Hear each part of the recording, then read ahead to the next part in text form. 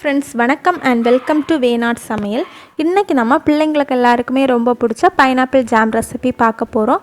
இதில் வெள்ளை சக்கரை, ஆர்டிஃபிஷியல் கலர்ஸ், அப்புறம் ப்ரிசர்வேட்டிவ்ஸ் எதுவுமே சேர்க்காமல் ஹெல்த்தியாக பண்ணக்கூடிய ஜாம் ரெசிபி. இதுக்கு தேவையான பொருட்கள் பார்த்துக்கோங்க. என்னோடய சேனல் உங்களுக்கு பிடிச்சிருந்தா மறக்காமல் சப்ஸ்கிரைப் பண்ணிக்கோங்க. இனிமேல் நீங்கள் வெளியே ஜாம் வாங்காமல் உங்கள் பிள்ளைங்களுக்கு வீட்டிலே பண்ணி கொடுங்க. இது இப்போது எப்படி பண்ணுறதுன்னு பார்க்கலாம். நான் அன்னாசி பழம், அதாவது பைனாப்பிள் பாதி கட் பண்ணி இதை மாதிரி சின்ன சின்ன பீஸாக கட் பண்ணி வச்சுருக்கேன். இதை இப்போ நம்ம மிக்சியில் போட்டு நல்லா அரைச்சி எடுத்துகிட்டு வரலாம். இதை அரைச்சி எடுத்துகிட்டு வந்துட்டேன். இப்போ இதை மெஷர் பண்ணி எனக்கு 1 கப் கிடச்சி. இதை ஒரு பாத்திரத்தில் போட்டு மீடியம் ஃப்ளேமில் 5 நிமிஷம் நல்லா கிளறி விடலாம். இது நீங்கள் ஆப்பிள் அப்புறம் ஸ்ட்ராபெரியில் கூட இதே ப்ரொசீஜர் படி ஜாம் பண்ணலாம். ரொம்ப சூப்பராக இருக்கும். இப்போ இது 5 நிமிஷம் ஆயிடுச்சு. இந்த டைமில் நம்ம வெள்ளைப்பாகு 1/2 கப் சேர்க்கணும்.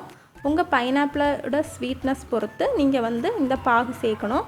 அப்புறமா இந்த வெள்ளைப்பாகு ரொம்ப திக்காக காய்ச்சி எடுங்க. அப்போ தான் நமக்கு சீக்கிரமே ஜாம் ரெடியாகி வரும். இந்த ஜாம் செய்கிறதுக்கு ஒரு 15லேருந்து 20 நிமிஷம் போல் ஆகும். இதை மீடியம் ஃப்ளேம்லேயே போட்டு நல்லா கிளறி விடுங்க.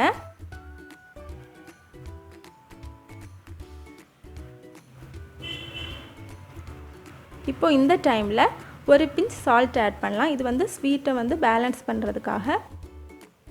இப்போ இதை நல்லா கிளறி விட்டுட்டே இருங்க. ஒரு 15 நிமிஷத்துக்கு அப்புறம் எனக்கு இப்படி திக்காகி வந்திருக்கு.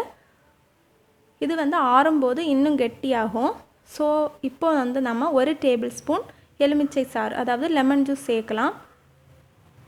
நீங்கள் இதை வெள்ளை பாகிலே உங்கள் பிள்ளைங்களுக்கு பண்ணி கொடுங்க. ரொம்ப ஹெல்த்தியானது. வெள்ளை சக்கரை சேர்க்காமல் இந்த மாதிரி செஞ்சு பாருங்கள். ரொம்ப சூப்பராக இருக்கும். டேஸ்டெல்லாம் மாறாது, அதே டேஸ்ட்டில் இருக்கும். இது இப்போ ரெடியாகி வந்துடுச்சு. இதை இப்போ செக் பண்ணுறதுக்காக நம்ம 1 ஸ்பூனில் இதை மாதிரி கொஞ்சம் ஜாம் எடுத்து பாத்திரத்தில் விட்டுக்கோங்க. இப்போது இது ஆறுனதும் இதை மாதிரி கோடு வரைஞ்சி பாருங்கள். இது கரெக்டாக இந்த மாதிரி கோடு ஆகணும். தண்ணி மாதிரி வடியக்கூடாது. இப்போ நம்மளோட வீட்டிலே பண்ணக்கூடிய ஜாம் ரெடி ஆகிடுச்சு. கண்டிப்பாக இதை நீங்கள் ட்ரை பண்ணி பாருங்கள். எனக்கு கமெண்ட் பண்ணுங்கள். இது ப்ரெட்டு, சப்பாத்தி, எங்கள் ஊரில் பிரியாணிக்கு கூட இதை வச்சு கொடுப்பாங்க. ரொம்ப சூப்பராக இருக்கும்.